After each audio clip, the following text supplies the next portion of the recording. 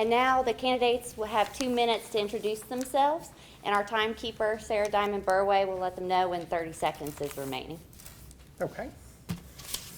I'm a candidate for Chesapeake Village Council. My name is Paul Hart. I'm a lifetime resident. Our family has been here over 100 years. My family works and lives in Chesapeake. I've been married for 50-some years. I'm a charter member of the Chesapeake Volunteer Fire Department. I'm a Air Force vet, and my love for Chesapeake, Ohio is second to none.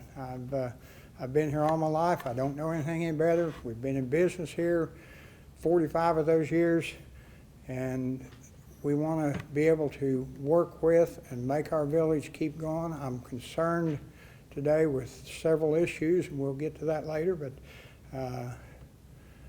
I'm very conscious in the work that I do and my affiliations with various companies and places, and I've really been good about keeping abreast to keep you knowledgeable. And I'm a member of the Chamber, the Lions Club. I've worked with the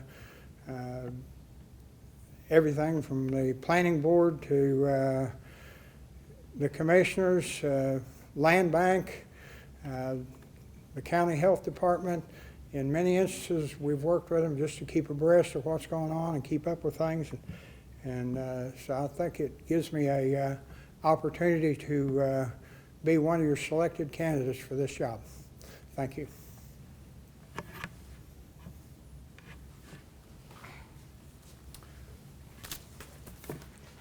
Hi, I'm Kimberly Oldacre. I'm a lifelong resident of Chesapeake, Ohio. I have 3 boys that have attended or attends Chesapeake High School and middle school. I've been active in Chesapeake through Little League and Youth Football League. I've worked in the school system as an educational assistant. I've worked one-on-one with an individual child. I am currently an office manager at our family-ran business in Chesapeake. I don't have no political background, but this is the first year I've decided I want to come in from a different perspective, more of the community side of it. A lot of people don't realize that you don't have to be a politician to run a village. It takes everybody in the village to run. And that's what I'm going to go as. More people need to be involved in this community, just not 40 or 50 years of experience. New people have new ideas, and I would like to get those new ideas out there for everyone. Thank you. How would you describe the current state of your village? What are its strengths and what are its biggest challenges? I think Chesapeake is a great place for business. Today we have a lot of business coming from the other 2 states to this side, and it's a great opportunity for us, is our strength. Some of our biggest concerns my concerns are drugs and theft is a big thing. I think that our police department is doing a great job. It can be better. I want it to be a 24/7. I want better pay for our police officers, and maybe some kind of retention program to keep them there. We have many problems, and money's always an issue, and I think working with the right people, we can come up with the money. Our roads in Chesapeake and highways, 2nd Avenue needs attention. Behind the Monty's Pizza definitely needs some attention, and North Huntington Heights has been neglected forever. Those are a few of my things that I'm really after. The parks, we can do more with the parks. Right now there's no money in the park fund, and I think that there's people in this town that would donate money right to our park fund. I know they're here, they've told me. So that's little things we need to do. We do have a traffic problem in Chesapeake, and this is amazing. Every day when the school starts, the traffic is out of this world, and there is a little traffic of 9,000 cars a day going through the village of Chesapeake, and it's just astronomical. We need to meet with the schools and get this corrected, and there's so many other little problems we want to work on, and we're going to make it happen. Thank you.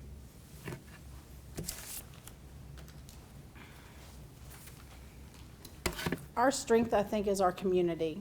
Our community, they want to come out and be involved. I've had multiple people come up to me and ask us to be involved in different projects throughout Chesapeake. You do not find a lot of the villages our size that have people coming to you and asking you to be involved.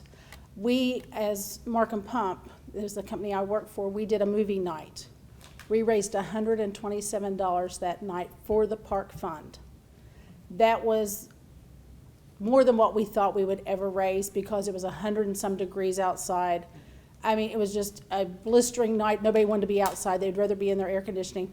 And we actually had like almost 100 people come out and sit in our park with us to watch a movie that we paid for and put on. And we donated hot dogs and drinks and chips for them to come out.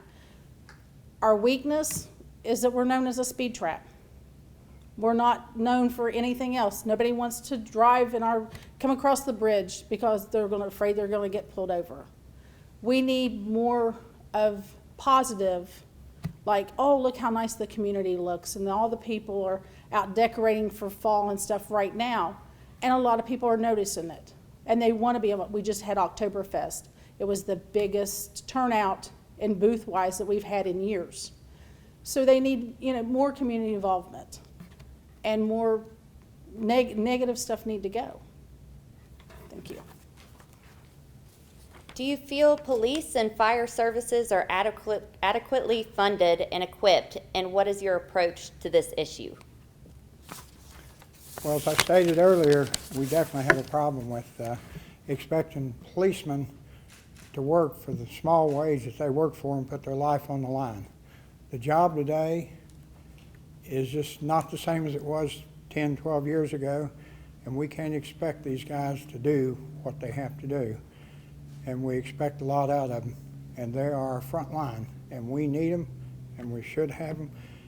The money to pay those people, with the right people on council and mayor, I think that I can work with them. We can make it happen. I have several little ideas, which I want to discuss it with the whole council, but I think it's out there, and we can come up with the money to make this happen and make it work for us in the village of Chesapeake. I have a business attitude. I've been in business 45 years, and I do know how the money comes and where it comes from. And to be frugal sometimes in the right areas might be a mistake. Other times it pays to do it. So I'm willing to work with that, and we will keep our village safe. Right now, it worries me that homeless people are going to be coming over here, and they're already coming to our parks, and they're going to come into our vacant houses. And once they come here, they might be just like our neighbors and living on our streets and in the park. We don't need that. And the answer is to have the right police department and the people working with this right here. It scares me to know that the target would be the senior citizens and young children in the parks with these people coming in. We need that police department. Thank you. I agree with Mr. Hart.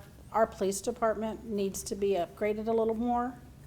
There are some weekends we have no patrolmen on duty. There's Fridays and Saturday nights.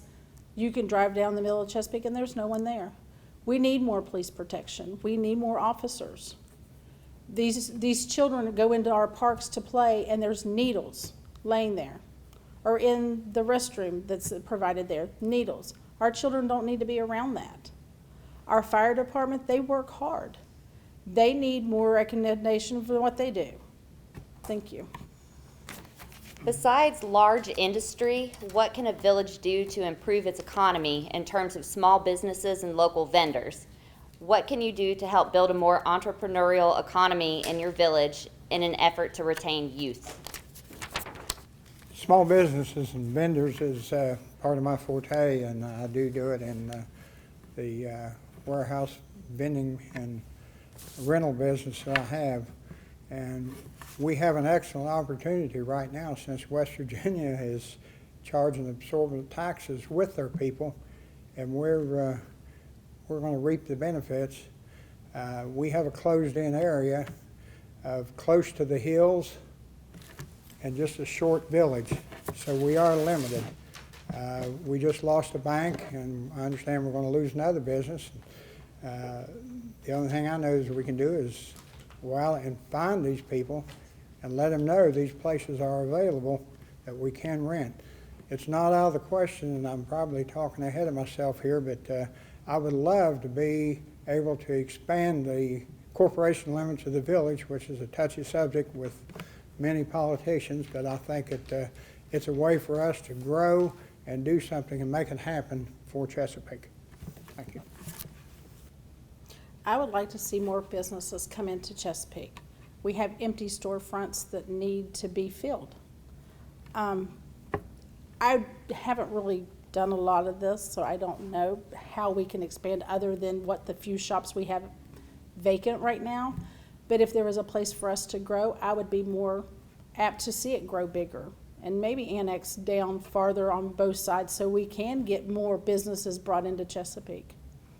Thank you. What are your plans to increase transparency and make government more accessible to residents? Do you favor video recording and broadcast of council meetings? I think with the changing world and Facebook coming on is a big issue that helps us relate more to people.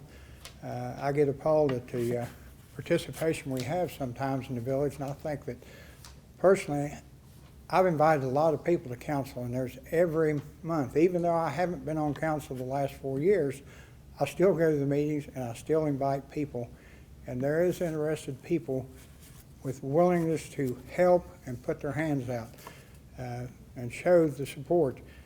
We have people like the GU girl that's CACC, which I endorse heavy and work with, and those people are the ones that's going to help Chesapeake stay clean, grow, make it happen, and that will attract the attention of the people. We've kind of neglected the people on Rockwood Avenue and North Huntington Heights, and those people pay taxes too, and we need to show more interest to those people and work with those people. It's a big thing, and it's a changing world, and we have to change with it, and we will. I would like to see more people come to the village council meetings. There's only like maybe a handful that show up now because they don't feel welcomed. They don't feel like that they have a voice to speak out because they do not live in what they call the village limits. To me, if you live outside the village limits and you have a Chesapeake address, you have a voice. I would welcome anyone to come in and sit for village council. I would like, if I become mayor, to take the village meetings out into the parks, out to different places in Chesapeake so more people can come in and just sit outside or wherever we decide to have the meetings and feel welcome. It doesn't always have to be at Village Hall.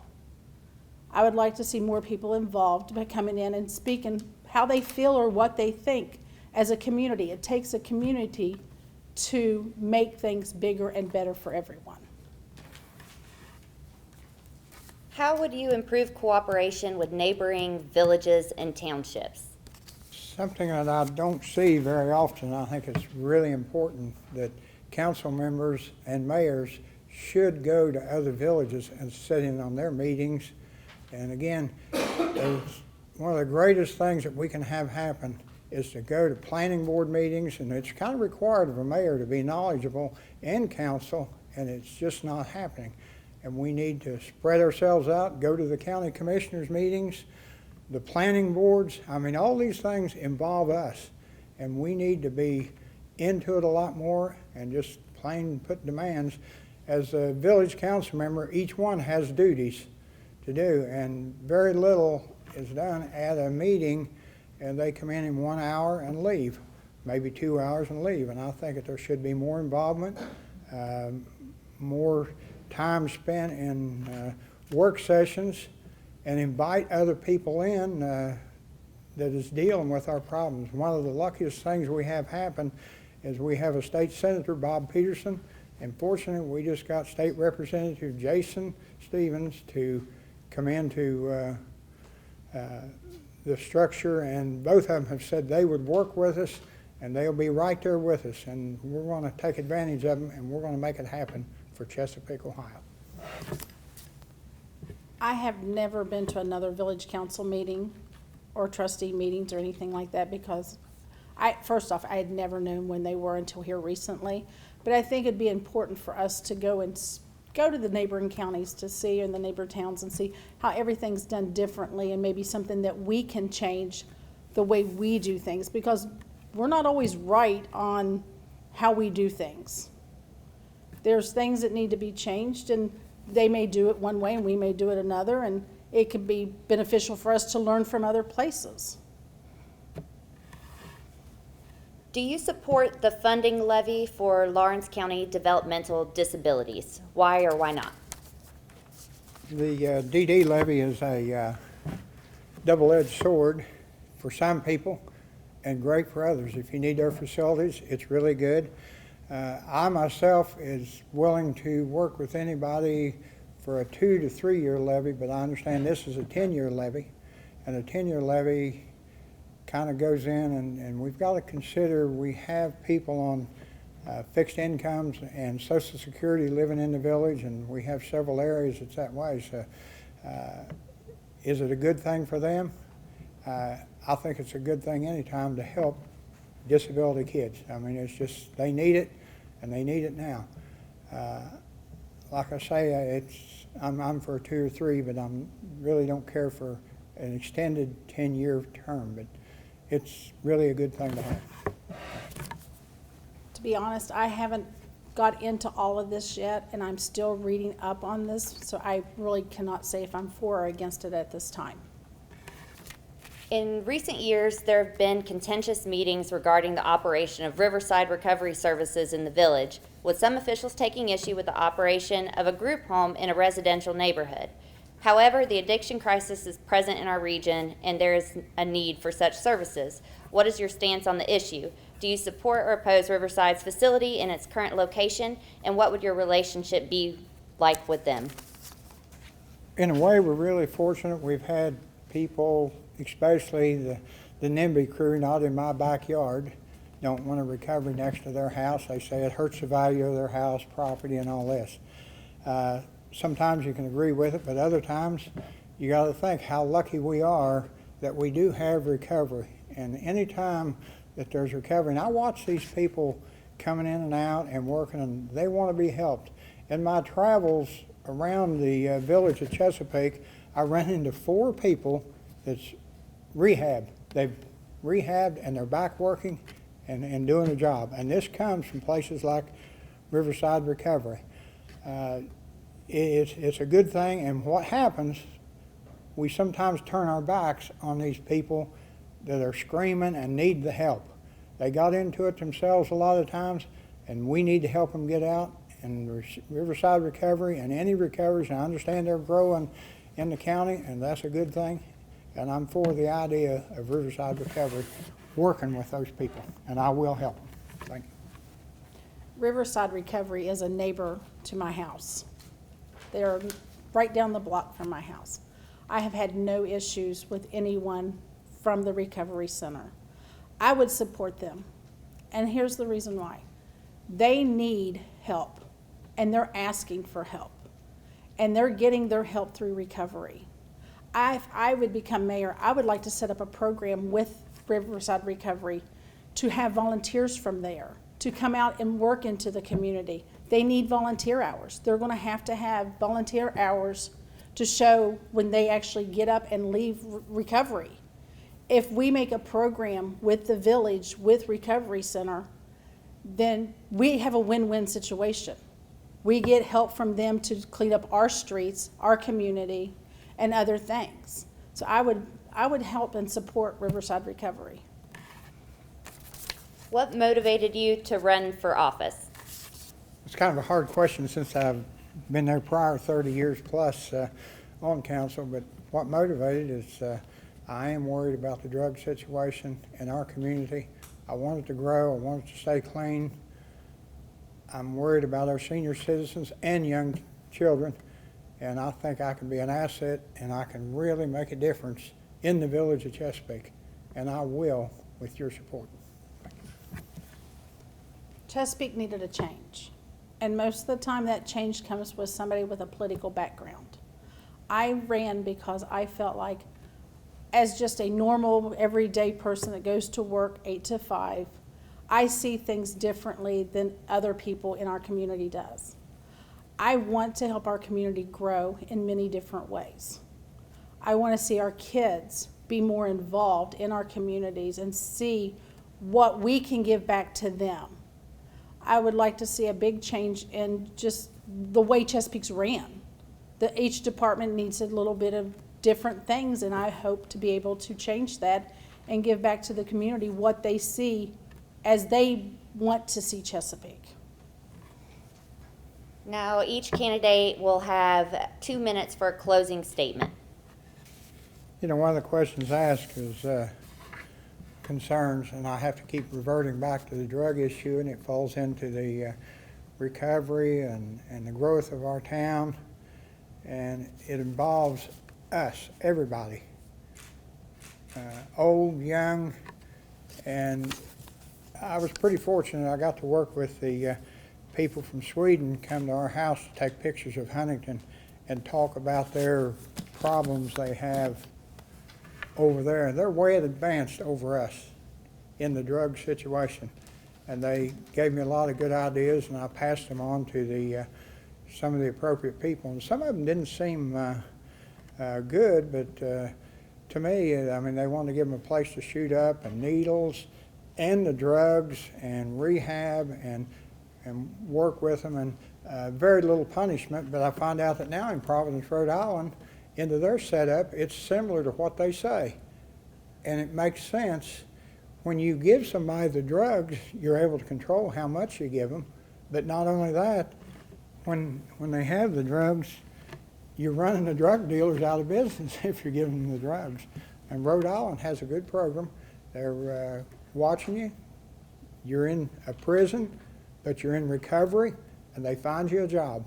And that's where we should work on it and do things like this to help our village, our town. We're into a crisis with this drug thing. It could affect us from now on, and these other countries that's shipping the drugs in here, they're going to get us without firing a shot if we don't make changes and work with our people and get our workforce back. We've lost our male workforce today. So it's something we really have to look at. Thank you. I would just like to have a chance to be the mayor. I think a female mayor may be what Chesapeake needs. We've let men try to fix things and do things the way they want to. Maybe a female needs to step in and take that side. And because women care, I don't want to say care more, but they have a sensitive side to them that a man doesn't have, and they see things differently than a man's point of view. Chesapeake needs a change for the positive and not be known as the town that sits behind and watches cops go through and pull people over for no reason. I would like to see Chesapeake grow as a community, have more community involvement. If I make mayor, the door will always be open for anybody that wants to come in and talk to me about anything. Thank you. I want to thank the candidates for attending. It's not always easy to get up and talk in front of everybody, and I want to thank all of you for coming to listen to them. And we have another candidate, and we wanted to give her a couple minutes to introduce herself as well. So my name is Bobbi Montgomery. I think I know the majority of you in this room or have met you several times. So thank you for letting me introduce myself. I am running for state representative for the 93rd District. So that's all of Gallia County, Jackson County, parts of Benton County, and most of Lawrence County with the exception of Ironton, Cold Grove, and Hanging Rock. So I've been spending a lot of time in the district trying to get to know everyone and find out your concerns. And the concerns in this county are the same as in the other 4 counties, the other 3 counties, and that is jobs. And it's, as you said, an available workforce. That's our crisis, is an available workforce to match up and have skills that match up with the needs of our employers. And the disconnect between what our employers need and what our young people are coming out of school with is where we're having a real problem. And then our adults as well that are sucked into the drug crisis are not an available workforce. So a lot of times we all drive around and we see help wanted signs everywhere we go. So there are jobs, but there are not people filling those jobs. And then there are always not the jobs that we want for a livable wage for to raise our families and keep our people here. So those are some of the things that I want to focus on. And as a manufacturer and an employer, those are things I have experience with, as well as dealing with the drug crisis. For 10 years, I had a youth charity that was involved in prevention and recovery work. So thank you for letting me introduce myself. And again, I'm Bobbi Montgomery. That's the end of our forum. Thank you all. It'll be airing on Armstrong Cable, and we'll share it online as soon as it's available. Thanks.